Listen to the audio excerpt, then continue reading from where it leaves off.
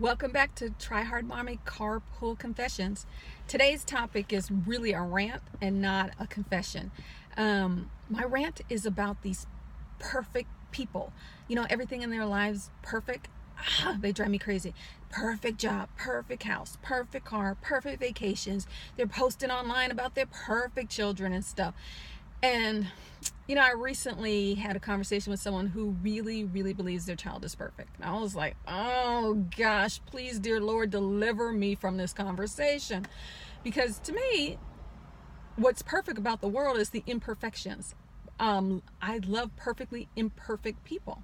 Now, whether or not your imperfection jives with my imperfection, that's a whole different thing. But this idea that the children must be perfect, it drives me nuts. Like with little kids, if they are behaving perfectly and they aren't exploring and getting into trouble because they're discovering things, then I always think a couple of things. One, maybe there's something a developmental issue with the child.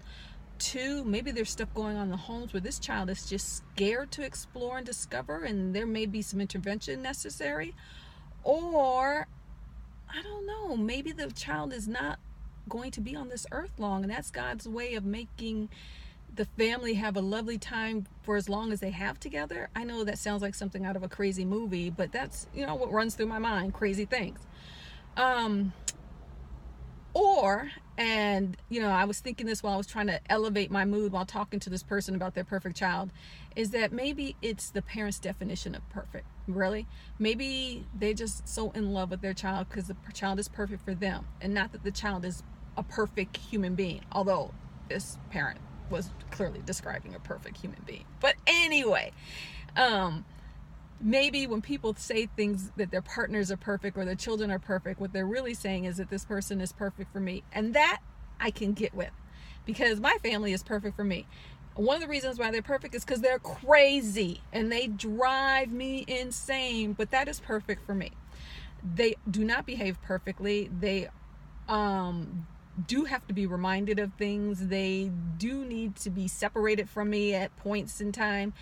But I'm okay with that. I'm in love with that. And maybe that's what people mean when they post all this perfection online and stuff.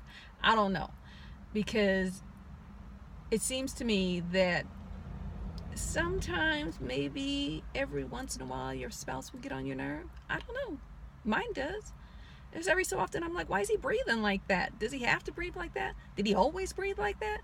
But, I remind myself, this is the man who drives east to take our son to school every morning when his office is west of our house, but he does it to have private time with his child, and also so that I don't have to get out of the house and drive east to the school, because I have no reason to be out of the house that early unless I'm driving east to the school.